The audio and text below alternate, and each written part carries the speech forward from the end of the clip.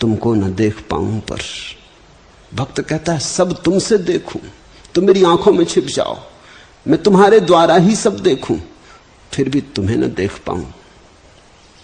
और ये खेल चलता रहे, तुम मानस में बस जाओ छिप दुख की अवगुंठन से। मैं तुम्हें ढूंढने के मिस परिचित हो लूं कण कण से। ढूंढता फिरूं तुम्हें, और तुम्हें ढूंढने के बहाने मैं तुम्हें ढूंढने के मिस, तुम्हें ढूंढने के बहाने परिचित हो लूं कण कण से। खोजता फिरूं, एक एक कण में तुम्हें पुकारता फिरूं, लहर लहर में तुम्हें झांकता फिरूं, और इस बहाने सारे अस्तित्व से परिचित हो लूं। शायद परमात्मा के छिपने का राज और रहस्य भी वही है कि तुम उसे खोजने के बहाने इस अस्तित्व के महारहस्य से परिचित हो जाओ। वो तब तक छिपा ही रहेगा जब तक कि इस जगत के समग्र रहस्य से तुम परिचित नहीं हो जाते। तुम एक जगह उसे खोज लोगे, वो दूसरी जगह छिप जाएगा कि चलो अब दूसरी जगह से भी परिचित हो लो। तुम यहां उसे खोज लोगे, वो वहां छिप जाएगा ताकि तुम वहां से भी परिचित हो लो। ऐसे वो तुम्हें लिए चलता, तुम्हें अपने पीछे दौड़ाए चलता। जब भक्त समझ पाता है ठीक से कि ये खेल है, चिंता मिट जाती है उसी क्षण। फिर खोजना एक तनाव नहीं रह जाता, एक आनंद हो जाता है। फिर खोजने में कोई अधैर्य भी नहीं होता। मेरे छोटे जीवन में देना न तृप्ति का कण भर। फिर तो भक्त कहता मुझे तृप्त मत कर देना, क्योंकि मैं तृप्त हो गया तो फिर तुम्हें न खोजूंगा। तुम्हें खोजना, इसके मुकाबले क्या तृप्ति में रस हो सकता है। तुम्हारी प्रतीक्षा, तुम्हारा इंतजार, इससे ज्यादा और रस कहां हो सकता है। मेरे छोटे जीवन में देना न तृप्ति का कण भर, रहने दो प्यासी आंखें भरती आंसू के सागर। तुम फिक्र मत करना, तुम ज्यादा परेशान मत हो जाना कि मेरी आंख के आंसू सागर बनाए दे रहे हैं। तुम फिक्र मत करना, इसमें मुझे आनंद आ रहा है, मैं रसमग्न हूं। ये मैं दुख से नहीं रो रहा हूं। भक्त आनंद से रोने लगता है, अहोभाव से रोने लगता है। उसके आंसुओं में फूल हैं, कांटे नहीं, शिकायत नहीं, सिकवा नहीं, प्रार्थना है, कृतज्ञता ज्ञापन है, आभार है, शुक्रिया है। जो बड़े पैमाने पर परमात्मा और सृष्टि के बीच हो रहा है, एक छोटे पैमाने पर वही खेल गुरु और शिष्य के बीच है। और छोटे पैमाने पर तुम खेलना सीख जाओ तो फिर बड़े पैमाने पर खेल सकोगे। इतना ही उपयोग है। जैसे एक आदमी तैरना सीखने जाता तो नदी के किनारे तैरना सीखता है, एकदम से नदी की गहराइयों में नहीं चला जाता, डूबेगा नहीं तो। किनारे पर जहां उथला उथला जल है, जहां गले गले जल है, वहां तैरना सीखता है। फिर धीरे धीरे गहराई में जाना शुरू होता है। गुरु जैसे किनारा है परमात्मा का, वहां तुम थोड़ा खेल सीख लो, वहां तुम थोड़ी क्रीड़ा कर लो। फिर जब तुम कुशल हो जाओ तैरने में, और तुम जब खेल के नियम सीख जाओ और लीला का अर्थ समझ जाओ, तो फिर जाना गहन में, गहरे में, फिर उतरना सागरों में। तो गुरु तो केवल पाठ है परमात्मा में उतरने का। इसलिए जो बड़े पैमाने पर सृष्टि में हो रहा है, वही छोटे पैमाने पर गुरु और शिष्य के बीच घटता है। ठीक तुमने पूछा, छिया छी का खेल ही घटता है। एक बात गुरु तुमसे कहता, तुम उसे पूरी करने लगते, वो तत्क्षण दूसरी कहने लगता।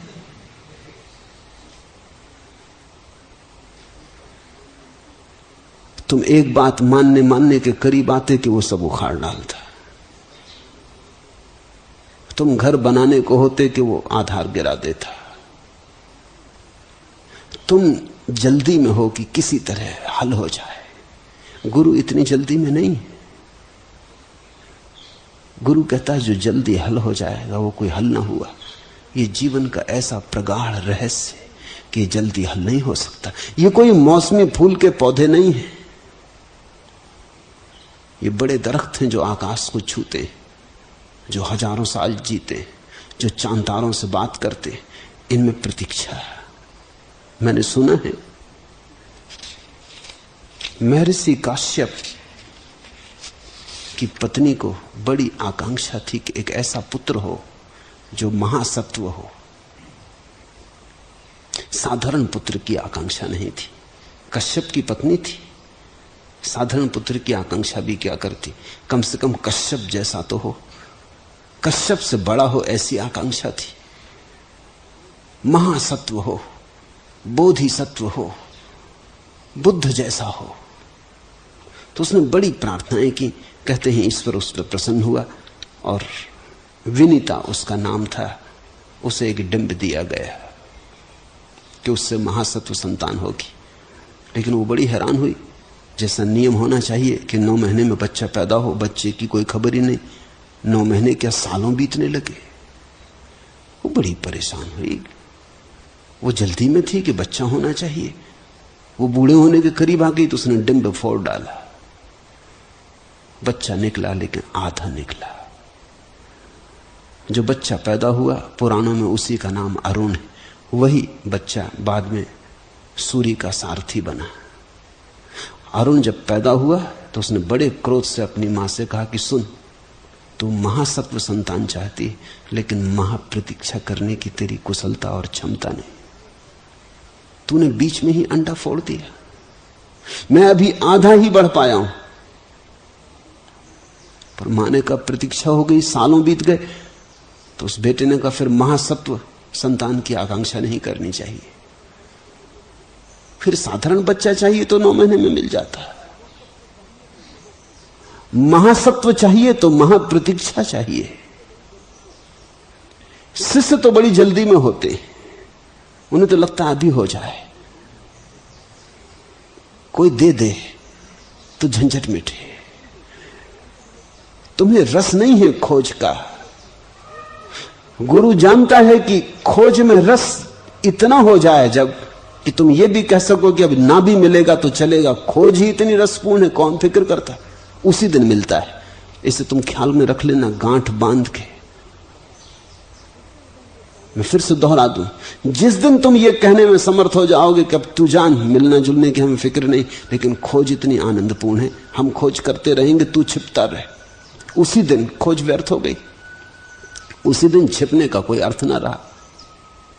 जब खोज ही मिलन का आनंद बन गई और जब मार्ग ही मंजिल मालूम होने लगा, तो फिर मंजिल छिप नहीं सकती। उसी दिन मिलन घटता है। महाप्रतीक्षा चाहिए।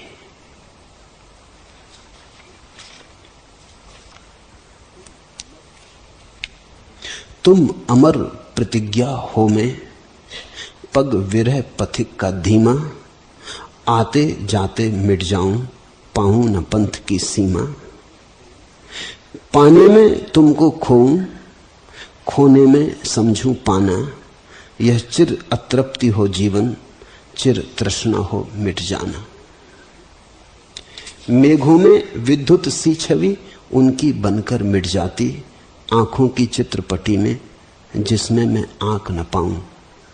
वह आभा बन खो जाते शशि किरणों की उलझन में, जिसमें उनको कण-कण में ढूंढूं पहचान न पाऊं। एक अनंत प्रतीक्षा चाहिए, महत प्रतीक्षा चाहिए। तो गुरु कई बार तुमसे कहता है अभी हुआ जाता, अभी हुआ जाता, बस होने को ही है। वो सिर्फ इसलिए ताकि तुम खोज में लगे रहो, ताकि तुम्हारा धैर्य बंधा रहे।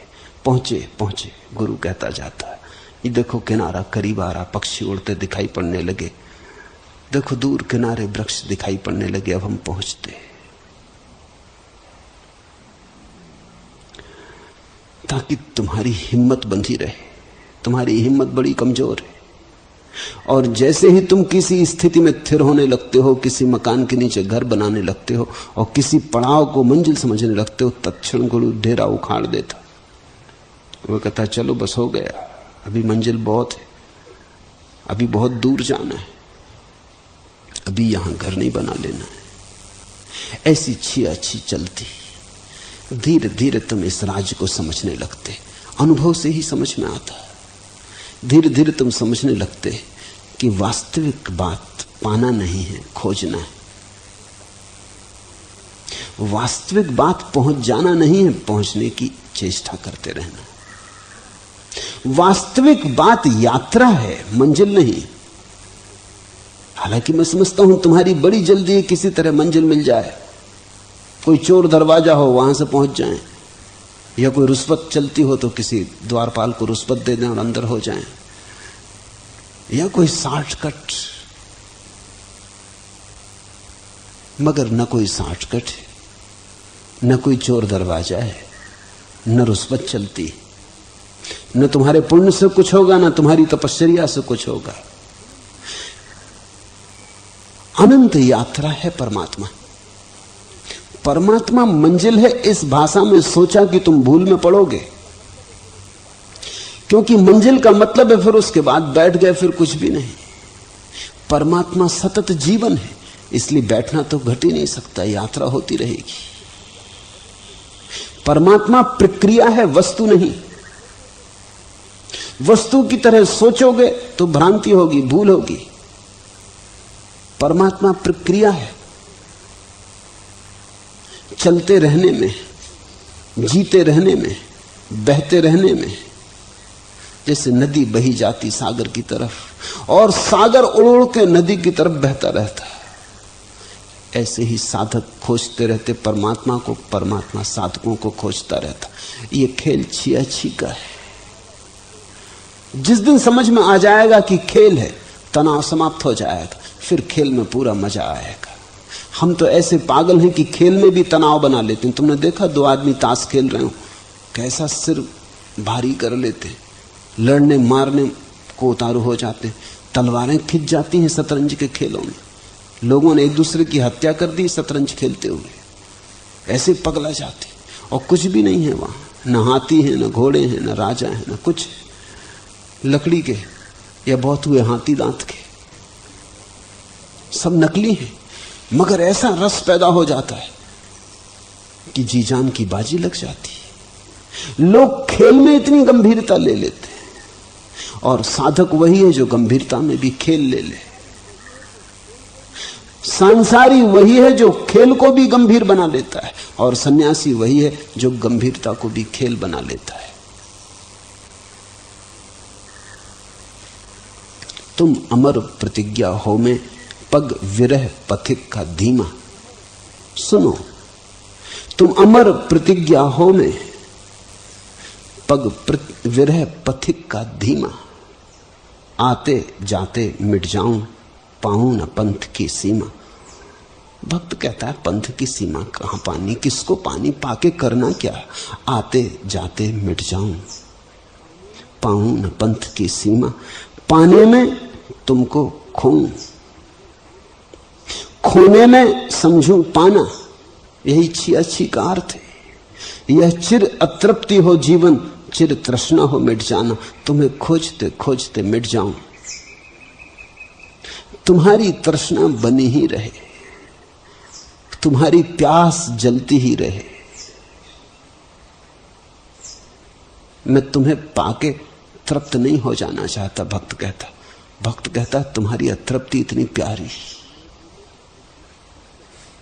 मेघों में विद्युत सी छवि उनकी बनकर मिट जाती। कभी कभी बनेगी परमात्मा की छवि, मिटेगी परमात्मा की छवि। आंखों की चित्रपटी में जिससे मैं आंख न पाऊं, वो बनेगी और मिटेगी इतनी शीघ्रता से कि तुम्हारे मन में तुम उसको संजो ना पाओगे, तुम मन में प्रतिमा न बना पाओगे। तुम्हारा अहोभाव ही रहेगा। तुम ये ना कह पाओगे मैंने जान लिया। इसलिए उपनिषद कहते हैं जो कहता है मैंने जान लिया उसने नहीं जाना, और जो कहता है मुझे कुछ भी पता नहीं शायद उसे पता हो। मेघों में विद्युत सी छवि उनकी बनकर मिट जाती, आंखों की चित्रपटी में जिससे मैं आंख न पाऊं। कोई प्रतिमा नहीं बन पाती, झलक आती और जाती, और इतनी त्वरा से, इतनी तीव्रता से कि तुम मुट्ठी नहीं बांध पाते। बांधोगे भी तो मुट्ठी खाली रह जाएगी। परमात्मा मुट्ठी में बांधा नहीं जा सकता, न शब्दों में, न सिद्धांतों में, न शास्त्रों में। कहीं भी उसकी छवि तुम बांध ना पाओगे। वो अरूप अरूप ही रहता, दर्शन भी हो जाते फिर भी अरूप रहता, मिल भी जाता फिर भी पाने को सदा शेष रहता।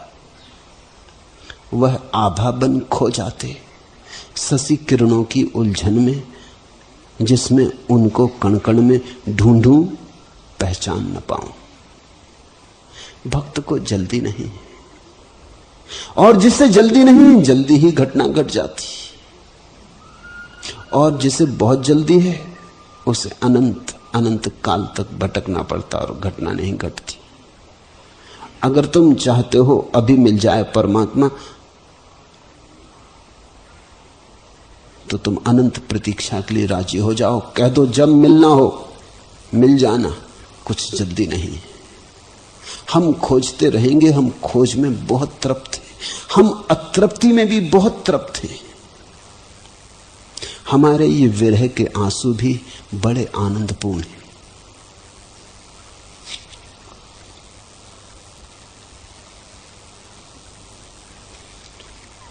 आखिरी प्रश्न, आप भीतर के प्रकाश की इतनी बात करते हैं, लेकिन मेरा अनुभव कुछ और है। जब भी ध्यान में मेरे विचार शांत होते हैं तो मेरे भीतर एक घना अंधकार घिरता है जो ठंडा और प्रीतिकर लगता है। कृपा पूर्वक समझाएं कि यह क्या है।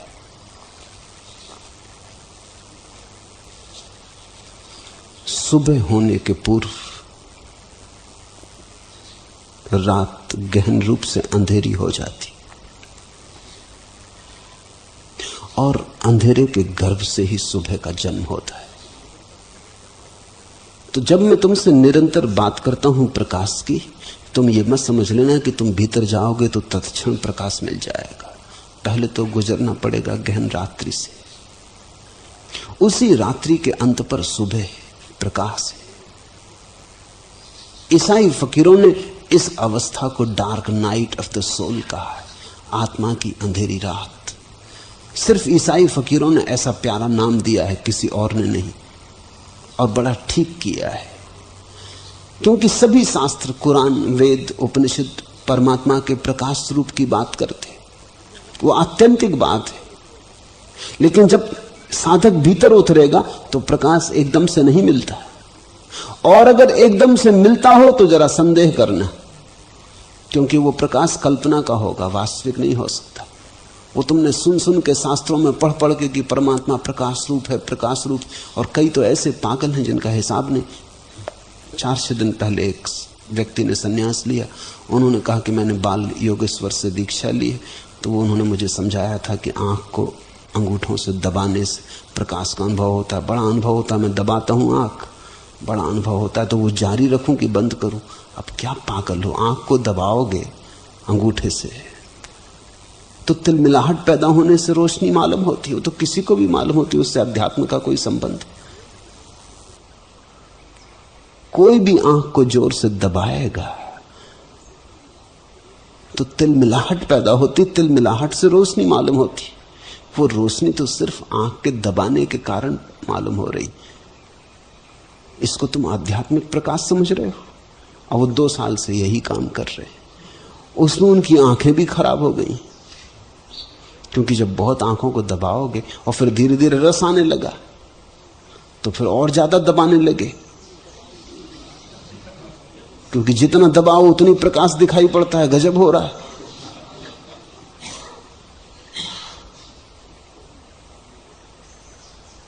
इसको बाल योगेश्वर ज्ञान कहते। आंख में दबाने से जो रोशनी पैदा होती है, ज्ञान है। अब ये मामला ऐसा है कि किसी की भी आंख दबा दो, उसको रोशनी दिखाई पड़ती है, वो भी चकित हो जाता है कि तो बात बिल्कुल ठीक हो रही, हमें पता ही नहीं था, बड़ा सीधा सुगम उपाय मिल गया। या फिर ऐसे लोग हैं जो कहते हैं रोशनी की भीतर धारणा करो, आंख बंद कर लो, दोनों आंखों के मध्य में देखो कि एक दिए की ज्योति जल रही, या एक प्रकाश का बिंदु, उस पर ध्यान रखो। अगर तुम ऐसी कल्पना करोगे तो धीरे धीरे कल्पना प्रगाढ़ हो जाएगी, तुम्हें रोशनी दिखाई पड़ने लगेगी, मगर ये झूठी रोशनी। धर्म ज्योति ने पूछा है ये प्रश्न, ठीक हो रहा है। अंधेरी रात से गुजर के ही जो सुबह होगा, जिस सुबह को तुम नहीं ला सकते, जो अपने आप आती है सुबह, वो अंधेरी रात से गुजर के आती। तुम अंधेरी रात में शांति से गुजरो, जाओ। प्रकाश करीब आने के पहले रात बहुत अंधेरी हो जाएगी, मगर शुभ हो रहा है क्योंकि अंधेरे के साथ एक ठंडा और प्रीतिकर भाव है, तो बिल्कुल शुभ हो रहा है। भय ना हो अंधेरे से, प्रेम हो अंधेरे से, तो सुबह ज्यादा दूर नहीं। अगर भय हो तो तुम भागने लगोगे, भागने लगे तो सुबह से दूर हो जाओगे, भागोगे तो अंधेरे से दूर हो जाओगे सुबह से। और ठंडा शीतल बिल्कुल शुभ हो रहा है। ठंडा और शीतल ही है अंधेरे का अनुभव। वो तो भय के कारण हम अनुभव नहीं कर पाते। बचपन से ही अंधेरे के संबंध में हमारी गलत धारणा हो जाती। बच्चा डरता अंधेरे से क्योंकि अकेला रह जाता है, अंधेरे में घबराता है कि पता नहीं कुछ कोई आ ना जाए, कुछ मार ना दे, कोई चोट ना कर दे, कुछ गिर ना पड़े। छोटा बच्चा, वो भय बैठ जाता। और फिर मनुष्य जाति के इतिहास में भी आज से कोई 10,000 20,000 साल पहले जब आदमी जंगलों में था, गुफाओं में था, आग का आविष्कार न हुआ था, तो रात बड़ी घबराने वाली थी, क्योंकि रात को ही जंगली जानवर हमला करते थे। दिन तो किसी तरह गुजर जाता था, रात में हमला होता था। दिन में तो सूरज की रोशनी होती, आदमी अपने को बचा लेता, भाग जाता। रात को सिंह गरजते और शिकार करते और 1000 तरह के जंगली जानवर थे, उन सब के बीच बचना बड़ा कठिन था। तो रात के साथ उन सब का जोड़ हो गया। मनोवैज्ञानिक कहते हैं कि प्रत्येक मनुष्य के अचेतन मन में वो गुफा मानव का अनुभव अभी तक पड़ा है, वो गया नहीं, वो शरीर की स्मृति में समाविष्ट हो गया है। तो इसलिए हम अंधेरे से डरते हैं। अब तो कोई कारण भी नहीं, घर में बैठे हैं, बिजली पास में, जब बटन दबाओ रोशनी हो जाए, कोई झंझट भी नहीं है ऐसी। देश में अनुशासन पर्व चल रहा है, कोई उपद्रव नहीं है, कोई डर का कारण नहीं है। अपने कमरे में बैठे तो भी अंधेरे से घबरा रहे हैं। वो 20,000 साल पहले आदमी का जो अनुभव था वो तुम्हारी नस नस में समाया हुआ है। तुम भी उसी आदमी से पैदा हुए हो, श्रृंखला उसी से बंधी है, वो बात भूली नहीं है, वो बहुत गहरे में पड़ी। तो अंधेरे से डर लगता है, अंधेरे से आदमी भयभीत होता है। लेकिन जो आदमी अंधेरे से भयभीत होता है और डरता है, वो भीतर जा ही ना सकेगा, उसकी अंतर यात्रा ही ना हो सकेगी। अंतर यात्रा में अंधेरे से तो पार होना ही पड़ेगा। अंतर यात्रा अंतर गुहा में प्रवेश है। शुभ हो रहा है, जाओ आनंद पूर्वक, शांति पूर्वक। सुबह भी करीब है। अंधेरा बढ़ने लगे उतना ही भरोसा जगा लेना कि अब सुबह करीब आती, अब करीब आती। एक ही बात ध्यान रखना, इस अंधेरे से मोह मत बना लेना। एक तो खतरा है भय का कि आदमी घबरा के भाग जाए, और दूसरा खतरा है क्योंकि ये ठंडा और प्रीतिकर मालूम हो रहा है, इससे मोह मत बना लेना। नहीं तो तुम सुबह को पैदा ना होने दोगे। तुम्हारा मोह ऐसा हो जाएगा कि तुम इसको पकड़ोगे। तुम धीरे धीरे मोह के कारण अंधेरे से जकड़ जाओगे। बहुत लोग हैं जिन्होंने इसी तरह की जकड़ने पैदा कर ली। मेरे पास इतने लोग आते हैं, मैं चकित होता हूं। देखता हूं कोई आदमी उदासी से पकड़े हुए है, अपने को जकड़े हुए। वो कहता है कि मुझे उदासी नहीं चाहिए, लेकिन सब उपाय करता है कि उदास हो जाए। बातें करता है कि मुझे उदासी से बाहर खींचो, लेकिन जब मैं उसे समझा रहा होता हूं तब मैं देख रहा होता हूं कि वो सुन भी नहीं रहा है। वो शायद मेरी बातों को सुन के भी उदास हो जाएगा। ऐसे भी लोग मैंने देखे, वो मुझे सुन के कहने लगे कि हम पहले से उदास थे, आपकी बातें सुन के और उदास हो गए। कहा मैंने तुम्हें कौन सी बात कही? कहा आपने प्रकाश की और आनंद की इतनी बात कही कि उस समय ऐसा लगने लगा कि अरे तो हम बड़े चूक रहे, और उदासी आ गई, तो हमारा जीवन बेकार ही गया। देखते हैं, मैं प्रकाश की बात कर रहा हूं परमात्मा की कि तुम उठो, जागो, खोजो। वो कहते हैं हम और सुस्त होकर गिर पड़े कि मार डाला, हम तो सोचते थे सब ठीक चल रहा है, आपने और ये कहां की बात कह दी।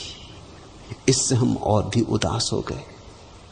लोग दुख से संबंध बना लेते हैं, फिर संबंध ऐसे हो जाते हैं प्राचीन और आदत के कि छूटना भी चाहो तो छूटते नहीं। एक हाथ से छूटते हो, दूसरे हाथ से बनाए चले जाते हो। इसका थोड़ा ख्याल रखना। कल मैं एक गीत पढ़ता था, एक उदास तन्हाई जिंदगी को रास आई।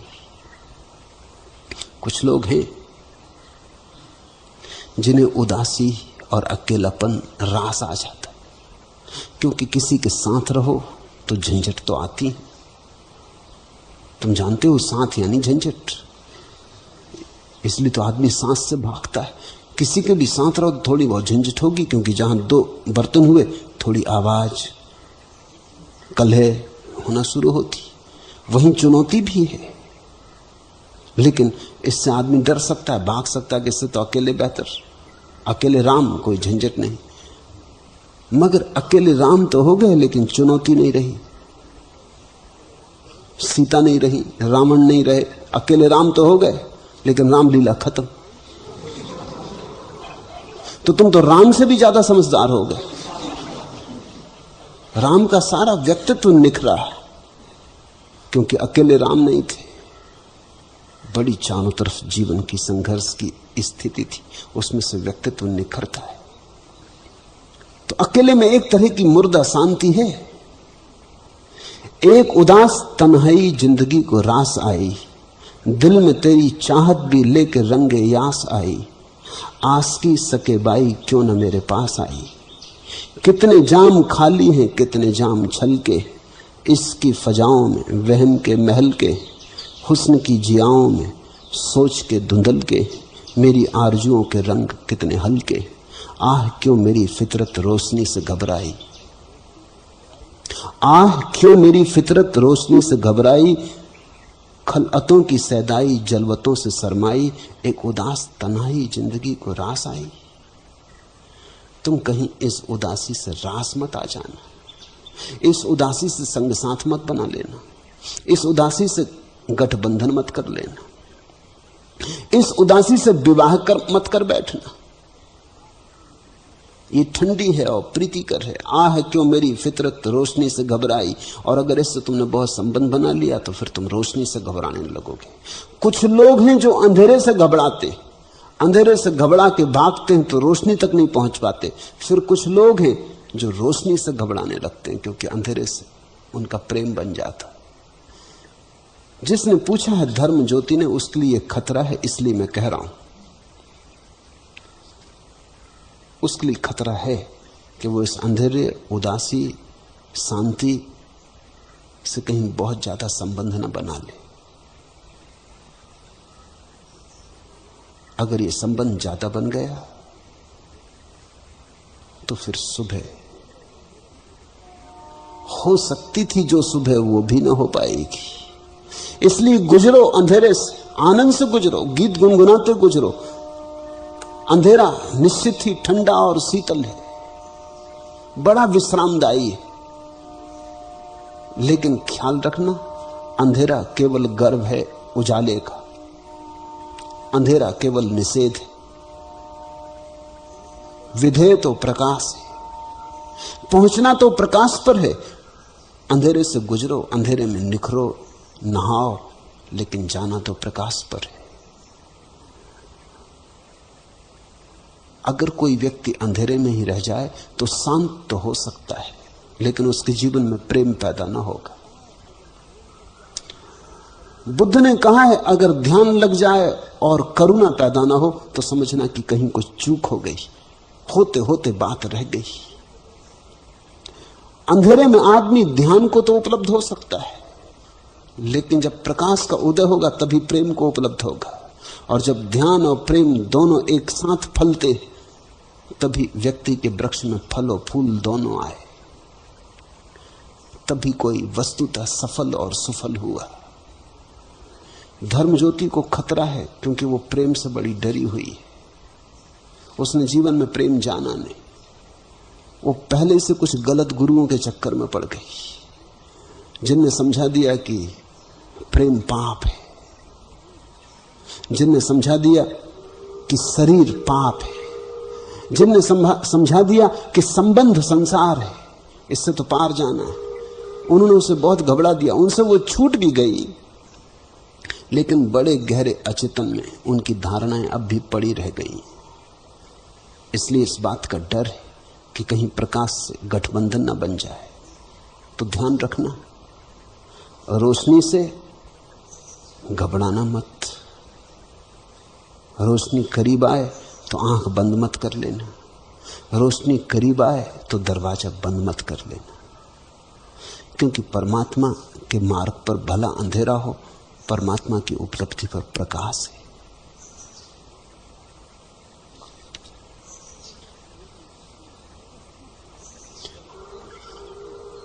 उसकी प्रतीक्षा करते रहना अंधेरी रात में भी, अंधेरी रात में भी उसे पहचानने की कोशिश जारी रहे। कुमुद दल से वेदना के दाग को पहुंचती जब आंसुओं से रश्मियां, चौंक उठती अनिल के विश्वास छू, तारिकाएं चकित सी अनजान सी, अवनी अंबर की रुपहली सीप में तरल मोती सा जलधि जब कांपता, तैरते घन मृदुल हिम के पुंज से ज्योत्सना के रजत पारावार में सुरभि बन जो थपकियां देता मुझे, नींद के उच्छ्वास सा वह कौन है? अंधेरे में भी जो तुम्हें थपकियां दे, ख्याल रखना वही है। सुरभि बन जो थपकियां देता मुझे, नींद के उच्छ्वास सा वह कौन है? वो जो नींद में भी आके तुम्हें घेर लेता वह भी वही परमात्मा है। अंधेरे की तरह तुम्हें जो घेर लेता वह भी वही परमात्मा है। शीतल छाएं जो अंधेरे की मालूम होती वो भी उसी की शीतल छाएं। वो जो मीठा, शांतिदायी, विश्राममयी भाव घेर लेता अंधेरे में, वो भी उसी के पास होने की खबर है। कहीं पास ही वह मौजूद है। उसे भूलना मत और उसकी खोज जारी रखना। जो आज सोया है वो कल जगेगा, जो आज अंधेरे में दबा है उभरेगा। क्षितिज पे उसकी लाली जल्दी ही दिखाई देने लगेगी। मुझे ये महसूस हो रहा है मेरा खुदा ख्वाब गाहे गफलत में सो रहा है, मेरा दिल बेकरार मुद्दत से रो रहा है। शिकस्त है ये कि आजमाइश कि रब्बे आलम के लुत्फ़ अकराम की नुमाइश, बफूरे वहशत ने जिंदगी का सुहाग लूटा, तिलिस्म कैफे सबाब लूटा। मुझे ये महसूस हो रहा है कि खाल के जीस्त सो रहा है, बसर मोहब्बत से जीस्त के हुस्न रंग से हाथ धो रहा है। कभी तो जागेगा सोने वाला, कभी तो इस सब की तीरगी को मिटाएगा सुबह का उजाला। कभी तो जागेगा सोने वाला, कभी तो इस सब की तीरगी को मिटाएगा सुबह का उजाला। वो होगा, होने ही वाला है, निश्चित ही है। जब रात आ गई तो सुबह दूर नहीं। जब अंधेरा घना होने लगा और तारों की छांव गहरी होने लगी तो सूरज करीब आने लगा। जल्दी ही क्षितिज पर फैल जाएगी उसकी लाल रेखा। प्रतीक्षा करो, प्रार्थना करो, आशा को जगाए रखो, आंख खोलकर पुकारते रहो। अंधेरा भी उसका है, प्रकाश भी उसका है, मृत्यु भी उसकी, जीवन भी उसका। इसलिए सब जगह उसे पहचानते रहो। हरि ओम तत्सत। आज इतना।